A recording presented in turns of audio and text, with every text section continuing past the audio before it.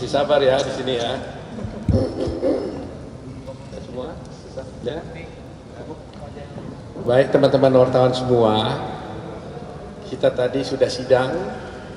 Mungkin teman-teman semuanya juga sudah mendengar apa yang disampaikan oleh Bawaslu. Terus terang aja kami merasa agak sedikit lebih optimis lagi nih setelah mendengar apa yang dibacakan oleh Bawaslu. Anda sendiri bisa lihat kan, banyak laporan memang ke Bawaslu dan semua sudah diproses oleh Bawaslu, tapi ternyata laporan itu banyak sekali yang berhenti karena tidak memenuhi syarat material ataupun syarat formil. Jadi sehingga seandainya pun rupanya kasus ini memang Mahkamah Konstitusi berwenang, seandainya, kami kan bilang bahwa MK kan tidak berwenang menangani perkara ini. Tapi seandainya pun berwenang, ternyata juga tidak bisa dibuktikan karena tidak ada TSM itu tadi. Itu very clear tadi kita lihat ya. Bayangkan ratusan itu yang ribuan malah ya laporan-laporan diproses Bawaslu, tapi ternyata setelah periksa itu terhenti. Ada yang diproses kepada penyidik, ternyata juga tidak terbukti. Jadi apa yang dikatakan bahwa ada kecurangan itu ternyata tidak benar ada. Dan itu jawaban Bawaslu. Dan kami akan pegang terus ini kan. Dan itu documented ya. Itu dokumentasikan, nggak bisa dibantah oleh siapapun. Itu yang pertama. Kedua, tadi mungkin ada isu tentang adanya permohonan dari pemohon satu agar memanggil para menteri-menteri yang terkait, termasuk menteri sosial dan sebagainya. Terus terang aja, kami tadi menyampaikan pendapat bahwa seharusnya ini tidak terjadi. Kenapa? Karena ini adalah sengketa dua pihak. Jadi kalau ada sengketa dua pihak, maka berlakulah asas yang sifatnya universal. Disebut actore incumbit probatio. Kalau di dalam buku perdana disebut pasal 3 hayer ini. Artinya, barang siapa mendalilkan sesuatu, maka dia harus membuktikan dalilnya. Dan barang siapa menyangkal sesuatu, maka dia harus buktikan penyangkalannya. Jadi istilahnya adalah, terutama adalah burden proof-nya. Kalau you mau buktikan sesuatu, you cari buktimu. Gitu loh. Jadi jangan dia datang ke pengadilan, Pak Hakim, saya ini benar, tolong Hakim, panggil si Anu. Itu nggak bisa. Ini perkara inter partes kan, dua pihak. Lain halnya, kalau sengketa ini umpamanya pengujian undang-undang, pengujian norma, mungkin dia bisa minta, tolong minta ini. Itu mungkin karena sifatnya adalah permohonan pengujian undang-undang. Tapi perkara yang namanya sengketa nggak boleh. Coba umpamanya dia minta menteri, kalau kami nanti minta tolong Megawati, Ibu Megawati dipanggil, terus nggak habis-habis kan? Bagaimana? Kalau mau dikabulkan menteri, kami juga kan bisa minta tolong Ibu Megawati dipanggil. Mau nggak? Kan begitu persoalannya kan? Nah, kalau umpamanya permohonan dia dikabulkan, permohonan saya dikabulkan, hakim kan kami merasa tidak adil dong hakimnya.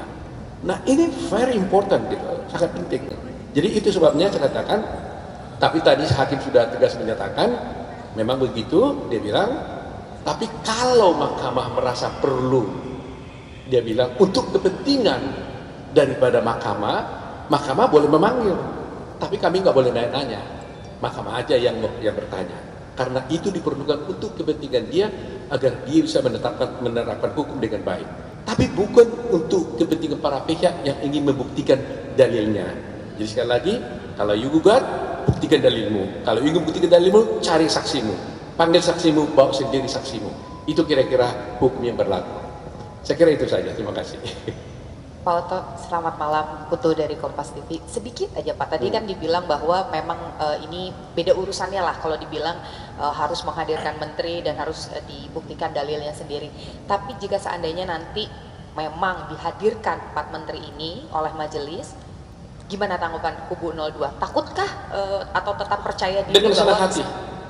Kalau majelis merasa perlu untuk menguatkan putusannya, majelis memanggilnya, fine-fine aja buat kami. Demi keadilan, demi hukum, kami tidak keberatan.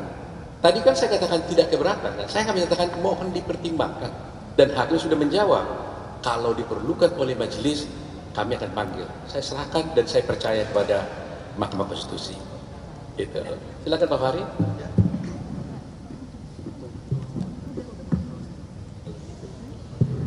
Mungkin tambahkan sedikit saja ya.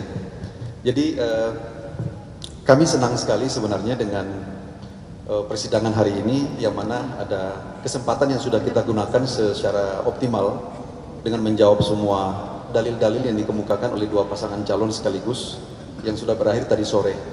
Dan yang paling menggembirakan malam ini adalah keterangan dari Bawaslu, sebagaimana yang kita sudah saksikan, semuanya clear sebenarnya. Jadi narasi besar yang selama ini tentang penggiringan opini, tentang adanya pelanggaran-pelanggaran yang secara sistematik, terstruktur dan masif, itu sudah terbantahkan semua. Karena kenapa? Itu dibuktikan dengan seluruh laporan-laporan yang masuk di Bawaslu. Bawaslu pada hakikatnya menindaklanjuti setiap laporan yang disampaikan. Tetapi apa statusnya? Tindak lanjut itu statusnya ada yang dihentikan, ada yang ditindaklanjuti kepada lembaga yang berwenang, dan ada yang memang sama sekali tidak memenuhi syarat. Lembaga yang berwenang seperti misalnya selama ini ditengerai adanya keterlibatan ASN. Itu Bawaslu menindaklanjuti dengan menindaklanjuti kepada Komisi Aparatur Sipil Negara. Dan rekomendasi dari KSN menghentikan karena tidak cukup memadai dari aspek alat bukti. Persoalan yang lain menyangkut dengan status laporan, ada juga yang memang tidak memenuhi syarat baik aspek material maupun formil. Sehingga semua itu dapat disimpulkan bahwa memang setiap pelanggaran yang terjadi ditindaklanjuti. Kan selama ini narasi yang terbangun itu kan tidak pernah ada tindak lanjut dari Bawaslu pada dasarnya. Sehingga dianggap seolah-olah karena tidak ada penyelesaian di level itu, persoalan ini dibawa ke Mahkamah Konstitusi. Karena Mahkamah Konstitusi bisa menegakkan prinsip-prinsip konstitusionalisme. Ternyata tidak seperti itu. Bawaslu menindaklanjuti. Banyak sekali laporan-laporan ditindaklanjuti dan tidak bisa dituntaskan. Bukan salah Bawaslu, tapi pada dasarnya memang tidak memenuhi syarat. Jadi sifat daripada laporan itu memang tidak memenuhi syarat, baik aspek material maupun dari aspek formil.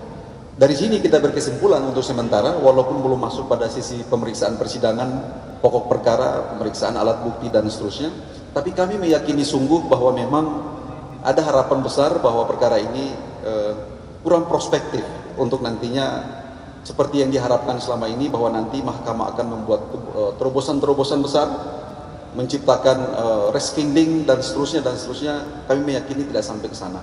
Ya, jadi itu saja mungkin yang bisa kami tambahkan dari yang disampaikan Profesor Otto Hasibuan.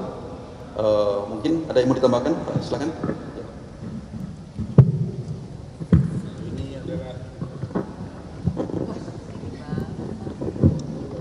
Ya, saya Nikolai. Begini, jadi kami ini adalah pihak yang pernah kalah 2014-2019. Biasa, kalau ada narasi-narasi pihak yang kalah itu biasa. Tapi kita harus buktikan. Tapi manakala kita tidak bisa buktikan, ya kita terima kekalahan kita. Jadi kita tidak harus cengeng, kita tidak harus menyalahkan orang lain. Ya kalau memang kita kalah, ya sudah kita kalah, kita terima. Dan kita pernah mengalami itu, makanya kita ya senyum saja, dijogetin aja lah. Oke, makasih. Baik, terima kasih ya.